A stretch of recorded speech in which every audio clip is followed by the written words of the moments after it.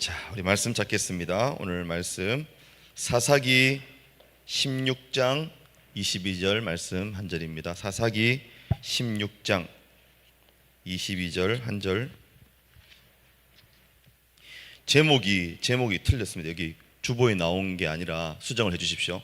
다시 자라기 시작하니라. 다시 자라기 시작하니라. 한 글자를 우리가 빠뜨렸습니다. 다시 자라기 시작하니라.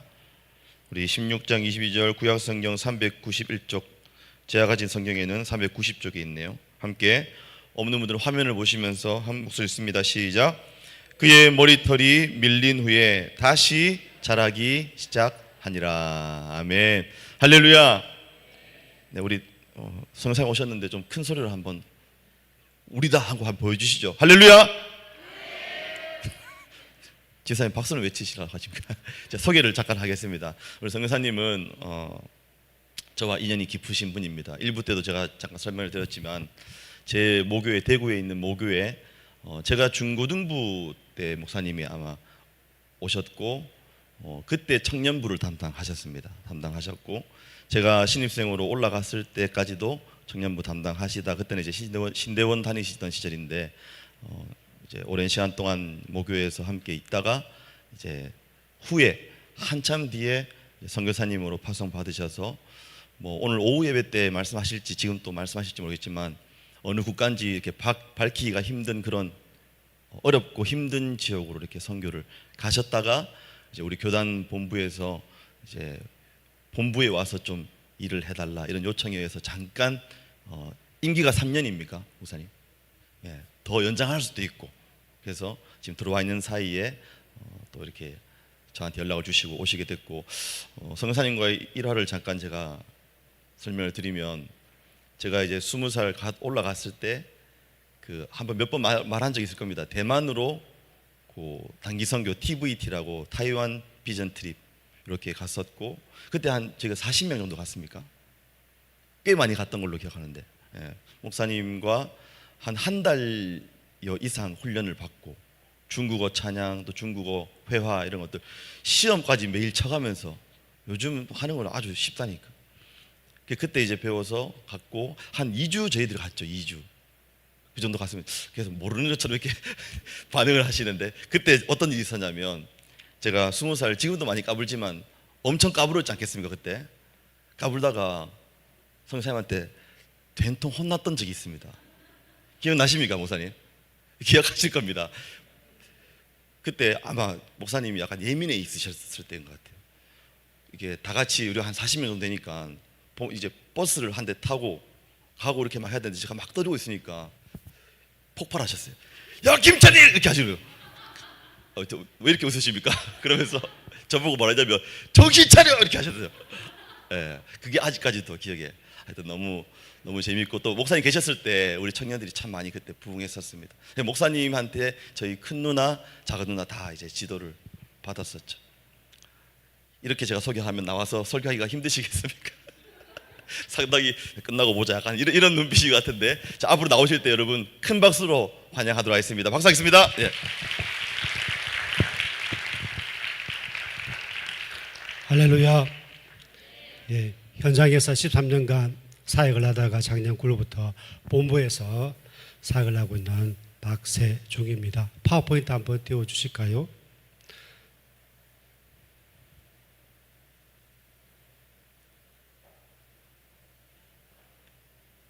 네. 저는 이 자리에 섰을 때 아모스 8장 11절 말씀을 생각했습니다.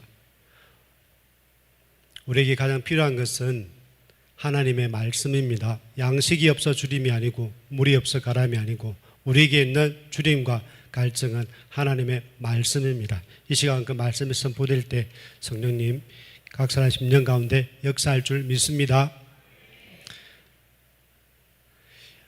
오늘 이야기의 주인공은 삼손인데요. 삼손은 성경 인물 중에서 가장 저평가된 인물입니다. 여러분,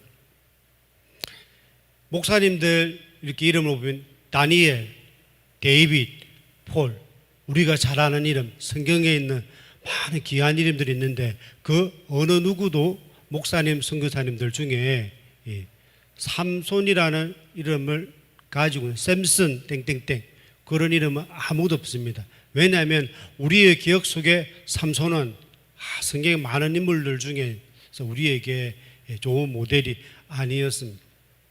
그런데요, 여러분, 자, 우리 가방 중에 이 샘소나이트가 삼손입니다. 그래서 가장 브랜드 저희 이름 나와 있는 것처럼 사실 이 삼손이라는 이름은 정말 중요하거든요. 아주 튼튼한 가방, 그래서 삼손의 이름을 가지고 있습니다. 성경 인물들 중에서 삼손에 대해서는 우리가 재평가되어야 한다고 생각합니다. 왜냐하면 성경에 2000명이 넘는 인물들이 나오는데 딱 3명만 수태고지 태어나기 전에 예고편이 나와요. 구약에는 삼손, 신약에는 예수님과 세례요한입니다. 그래서 대단한 인물이 등장할 때 저렇게 수태고지가 나오기 때문에 삼손은 우리가 생각하는 것보다도 더 귀한 인물입니다. 뿐만 아니라 사사기가 총 21장까지 있는데 삼손 이야기는 13에서 16장까지, 그래서 5분의 1 정도의 사사기 분량을 차지하고 있습니다.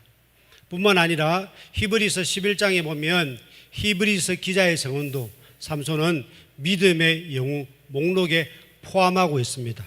그래서 우리는 삼손에 대해서 새롭게 볼 필요가 있다는 것입니다. 근데 삼손에 대한 생애가 사사기 13에서 16장까지 나오는데 삼손의 생애를 압축할 수 있는 성경 구절 하나가 있어요. 그게 바로 오늘 읽은 본문입니다. 그의 머리털이 밀린 후에 다시 자라기 시작하니라. 자, 저 구절에서 세 가지 포인트를 볼 수 있겠어요. 머리털, 그리고 머리털이 밀렸, 다시 자라기 시작하니라. 저 세 가지를 가지고 오늘 말씀을 나누고자 합니다. 첫 번째로 여러분, 삼손 이야기가 우리에게 알려준 첫 번째는 능력은 하나님으로부터 나온다입니다. 그의 머리털, 여러분, 이스라엘 문화에서 머리털은 특별한 의미가 있습니다. 열린다 성경이라고 책이 있어요. 저것은 구약 성경에 있는 그 문화의 내용들 잘 알려주는데, 유대인에게 있어서 몸에 털이 많은 것은 남성의 생식 능력을, 왕성한 생식 능력을 의미할 뿐이기 때문에 하나님의 은혜를 상징을 합니다. 그래서 유대인이나 아랍인들 지금도 이게 턱수염을 깎지 않고 기릅니다. 왜냐하면 그것은 하나님이 주신 은혜를 상징하기 때문에. 그래서 이 머리털이라고 하는 그게 보여주는 것은 바로 하나님의 은혜를 상징한다, 그렇게 보시면 되겠어요. 그렇기 때문에 나실인의 서원에 나오는 사사기 13장 5절에는 머리털은 하나님 은혜의 상징이기 때문에 삭도를 대지 말라, 머리를 자르면 안 된다. 왜냐하면 하나님의 은혜가 머물기 때문입니다. 그래서 삼손의 엄청난 힘의 근원은 머리털 자체가 아니라 바로 하나님입니다. 하나님께서 그에게 힘을 주셨어요. 자, 사사기 14장 5절을 보십시오. 그 사자를 염소 새끼를 찢는 것 같이 찢었다. 염소 새끼는 당대에 가장 쉽게 찢을 수 있는 가벼운 재물이었어요. 염소를 찢는 것처럼 사자를 찢는, 그것이 어떻게 가능했습니까? 여호와의 영이 삼손에게 임했기 때문에. 사사기 14장 19절에는 30명을 죽이고 여호와의 영이 임하시니 장정 30명을 제압한 것입니다. 삼손 개인의 싸움이 아니라 하나님의 사사로 사역이 시작되면서 그는 쓰임을 받고 있는데요. 15장 15절에 보면 나귀의 새 턱뼈, 여러분, 이 나귀의 턱뼈는 무기가 아닙니다. 그런데 그 나귀의 턱뼈로 1000명을 물리셨어요. 고대 군동에서 어떤 전사도 혼자서 1000명을 상대한 사람이 없는데 삼손은 나귀의 턱뼈로 1000명을 죽였습니다. 어떻게 가능했을까요?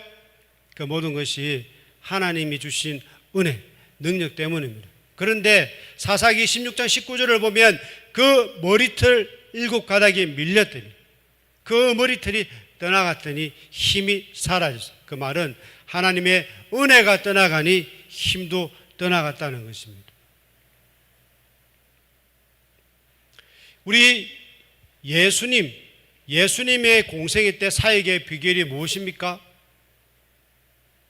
사도행전 10장 38절에는 예수님은 하나님께서 성령과 능력을 부어 주셨기 때문에 선한 일을 행하시고 마귀에게 눌린 모든 사람을 고치셨다고 했어요. 예수님의 능력의 근원도 하나님이었어요. 삼손의 사사로서의 일을 수행할 수 있는 능력도 하나님께로부터 오는 것입니다. 왜냐하면 예레미야 17장 13절 말씀에 이르기를 생수의 근원이신 여호와, 모든 능력은 하나님으로부터 나온다. 그렇기 때문에 이사야서 40장 31절은 오직 여호와를 앙망하는 자는 새 힘을 얻으니 단 나等候耶和华的必重新得力. 하나님의 은혜를, 주님의 능력을 바라보는 자에게는 새 힘을 주시는 것입니다. 대학을 다니는 우리 청년들, 지혜, 명철 하나님께서 주십니다. 직장 생활 가운데 약육, 강식, 권모술수, 힘의 논리가 파헤치는 믿지 않는 자들이 속해 있는 직장에서 업무를 감당하려면 그 능력도 하나님께서 주시는 줄 믿습니다. 우리에게 주신 교사의 직분, 목자의 직분, 교회를 섬기는 직분도 하나님이 주시는 능력으로 감당할 줄 믿습니다. 능력을 주시는 그 하나님을 바라볼 수 있는 귀한 주의 자녀들이 되기를 축복합니다. 두 번째로 삼손은 반면 교사의 롤모델입니다. 삼손 이야기를 볼 때마다 생각나는 영화가 있어요. 무간도 보신 분이 봤다. 나는 무간도. 예, 무간도 있어요. 무간도. 자, 저 무간도는 홍콩에서의 문제가 뭐죠? 사마페라는 조직이 있어요. 그래서 경찰에서 이 홍콩을 바로잡으려면 저 조직을 일망타진해야 되는데 연구하다가 그렇다. 저 조직을 일망타진하기 위해서는 경찰을 조직으로 보내자. 거기 간 사람이 양조입니다. 사마페를 조직을 일망타진하기 위해서 양조인은 조직원이 된 경찰입니다. 그런데 그 조직에서도 똑같은 생각을 했어요. 우리가 오래 살려면 경찰 내부에 우리 사람이 있어야 된다. 그래서 조직에서 경찰로 보낸 사람이 있어요. 그 사람이 유덕화입니다. 이 두 사람의 이야기가 무간도 내용인데, 유덕화는 원래는 조직원이었지만 경찰이라니까 너무 좋은 거예요. 와, 이 정의의 선봉, 경찰을 보면서 자기가 막 없던 그게 정의감이 생기면서 진짜 시간이 지나니까 경찰이 되고 싶은 거예요. 조직원이 아니라. 그거고. 그런데 제가 관심을 가진 사람은 바로 오른쪽에 양조위입니다. 경찰인데 그 조직을 잡아야 되니까 그곳에서 조직원을 크는데 그 조직원을 오랜 시간 있다가 보니까 주먹도 쓰게 되고 야가는 사람들도 있고 그렇게 생활하다 보니 나름 여기도 사람 사는 데인데 의협심도 있고 그 보스가 케어도 해주고 하니까 와, 나중에는 혼란스러운 거예요. 내가 조직원인가 경찰인가? 그러면 서서히 조직원으로 변해가는 이 갈등하는 이 양조의 모습 속에서 삼손의 모습이 보이는 것입니다. 여러분, 반면교사라는 말이 있습니다. 이것은 모범 사례가 아니라 뭐죠? 사고 사례. 저렇게 살면 안 돼. 그게 바로 반면교사인데 삼손의 생애는 우리에게 그것을 잘 보여주고 있어요. 그래서 그의 머리털이 밀렸다. 그것이 바로 그런 내용을 담고 있습니다. 여러분, 사사기 14장 1절에 보면 삼손이 딥나에 내려가서 한 여자를 보았다고 되어 있습니다. 이방 여자를 본 것입니다. 아니, 나실인인데 어떻게 저렇게 할 수 있지? 그런데요, 저 3절을 보시면 설명이 어떻게 해놨냐면, 자, 그것은 삼손이 틈을 타서 블레셋 사람을 치려고 하였다. 그래서 이것은 여호와께로부터 나왔다. 이방 여자를 보았는데 그것은 뭐다? 여러분, 왕건이 고려를 세울 때 후삼국을 통일해야 되죠. 경주 통일신라 시대 때 뭐가 있었죠? 지방마다 호족이 있었어요. 그래서 왕건은 그가 고려를 자기 틀을 닫기 위해서 뭘 했습니까? 정략 결혼을 했어요. 호족의 딸과 결혼을 해서 왕건의 부인이 29명이었어요. 이 고대에서는 이 정략 결혼은 이 정치적인 스탠스, 그렇게 본다면 삼손의 의도는 내가 사사로 여기서 하려면 그 일을 위해서 이 결혼을 통해 가지고 정략 결혼을 하는, 그것이 이 삼손의 전략이었습니다. 그것이 하나님께로부터 나왔다고 합니다. 이방 여인과 결혼함으로 전쟁에서 승리한다. 스타트는 좋았습니다. 그런데 스타트는 좋았는데 하다 보니까 처음에는 정략 결혼으로 여자를 보았는데 거기 계속 가니까 이제는 16장 하죠. 기생을 보았다. 이 기생은 직업을 보더라 분명하죠. 그런데 그 기생을 보고 그에게로 들어갔다. 너무나 자연스럽게 익숙한, 결국 좋은 의도로 시작했지만 계속적으로 그렇게 가면서 점점 죄에 물들어가고 있는 삼손의 모습을 보여주고 있습니다. 그런데도 그 기생에게로 들어가고 하룻밤을 보내고 그 새벽에 딱 자기를 죽이러 온 무리들이 있으니까 그 한밤중에 일어나서 보십시오. 성 문짝들과 두 문설주와 문빗장을 빼어서 그것을 모두 어깨에 메고 헤브론 앞산 꼭대기로 갔어요. 자, 그러면 가사의 성문에서 여러분 60km 이상 되는 거리, 그것을 산 꼭대기까지 저 성문짝을 지고 갔어요. 그런데 여러분, 문제는 여러분, 삼손이 그렇게 이렇게 죄에 물들어 가는데, 타락해 가는데도 불구하고 능력은 그대로 있어요. 나 여전히 힘이 있으니 난 잘 살고 있어.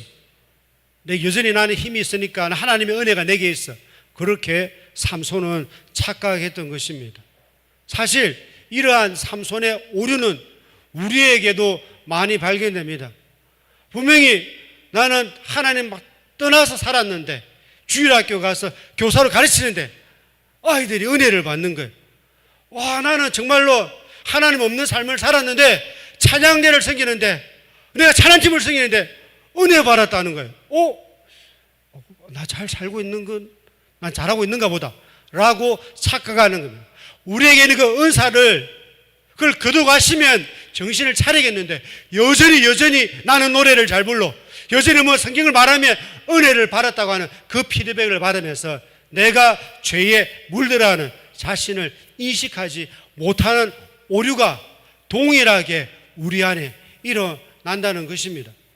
마치 끓는 물 속에 개구리처럼 서서히 죄악에 물들어가고 있는데 그것을 인식하지 못하고 있어요. 왜? 교회를 섬기는데 여전히 되니까 난 잘하고 있는 줄, 여전히 나는 하나님의 은혜 가운데 있다고 착각하는 그 모습이 우리 가운데도 있는 것입니다. 결국 삼손은 들릴라라고 하는 여인 사랑 끝판왕이죠. 들릴라를 만나서 결국에는 그의 붙잡아 눈을 빼고 끌고 가서 내려가 결국 심패하게 됩니다. 이 지경이 되기 전에 삼손이 회개를 했다. 얼마나 좋았을까요? 그래서 고린도전서 10장 6절 말씀에는 이런 일은 우리의 본보기가 된다고 했습니다. 오늘 삼손의 모습에서 우리 자신의 모습을 발견을 하고 하나님 앞에 나오고 다시 일어날 수 있는 우리가 되기를 바랍니다. 이 삼손 이야기 세 번째는 다시 시작하게 하시는 하나님입니다. 이사야 42장 3절에 보시면 상한 갈대를 꺾지 아니하며 라고 하는 부분이 나와요. 이스라엘의 목동은 이 양을 데리고 가서 풀을 먹이잖아요. 너무 심심해. 지금 같은 세대가 아니잖아요. 얼마나 심심하겠어요. 그래서 양을 이제 풀어놓고 그 옆에 있는 갈대를 가지고 뜯어서 갈대로 피리를 만들었어요. 그 갈대 피리를 가지고 불면서 그 외로움을 이겼습니다. 근데 여러분, 제대로 만든 피리가 아니라 갈대로 만든 피리니까 불면 어떻게 되지요? 계속해서 불면 이 갈대가 상하는 거예요. 그럼 버려야 되는데 내가 정말 외로울 때 나의 외로움을 달래줬던 그 갈대를 차마 버리지 못하는 거예요. 우리 하나님은 우리가 죄지었다고 우리를 버리시는 분이 아니세요. 상한 갈대를 꺾지 아니하시는 그 주님이 우리 연약함을 아시고 그럼에도 불구하고 우리를 붙잡아 주시는 것입니다. 그것이 바로 이사야 42장 3절 말씀에 나와 있는 그 내용인 것입니다. 다시 본문으로 가서 오늘 사사기 10장 22절에서 다시 자라기 시작하니라.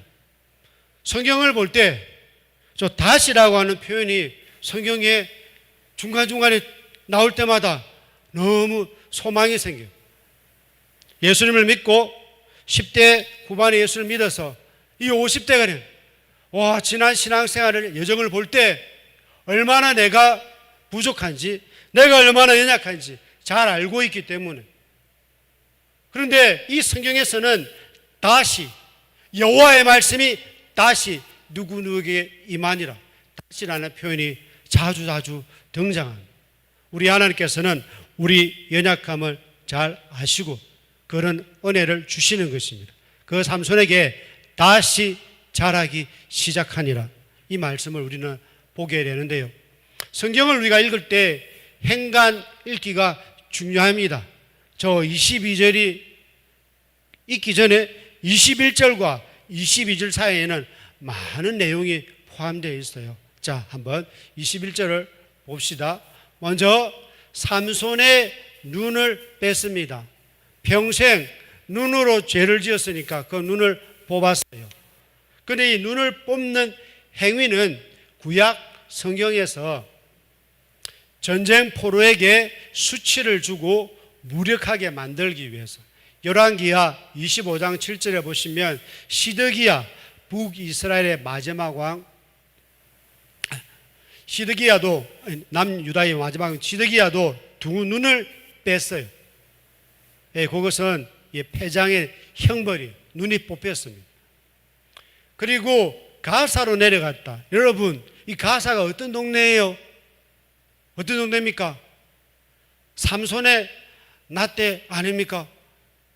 그 성문짝을 어깨에 쥐고 60km를 산을 올라갔던 그 가사가 아닙니까? 괴력을 발휘했던 그 힘을 떨쳤던 그 가사에 힘을 잃고 수치스러운 모습으로 그곳에 간 거예요. 뭐 했습니까? 맷돌을 돌렸어요. 여러분, 성경에 보시면 맷돌, 출애굽기 11장 5절을 보세요. 마지막 10가지 장의 마지막은 뭐예요? 지위 여하를 막론하고 모든 집의 장자가 죽는다는 거예요. 그러려면 최고 귀한 집의 자식은 누구예요? 바로죠. 바로의 큰아들. 그러면 제일 밑에 있는 집은 누구예요? 그게 바로 맷돌 뒤에 있는 몸종. 왜냐하면 이 맷돌을 돌리는 것은 원래 나귀가 돌려, 짐승이 돌리거나 아니면 종이 돌려, 노예가 돌려. 짐승이나 노예가 돌리는 그런 가장 천한 일이 바로 맷돌을 돌리는 일인데, 그것을 지금 삼손이 하고 있는 것입니다. 눈을 빼고 가사에 가서 맷돌을 돌리는, 거기에서 삼손이 드디어 현타가 오고 현실을 자각하는 것입니다. 내가 잘 살고 있다고 생각을 했는데, 나는 여전히 하나님의 사사로 쓰임받고 내 삶은 문제가 없다고 생각했는데, 저 지경이 되면서 지나간 자신의 삶의 주마등처럼 보이면서 하나님을 떠나 있었던, 죄악 가운데 빠져 있었던 자신의 지난 삶을 철저하게 돌아보게 되는 것입니다.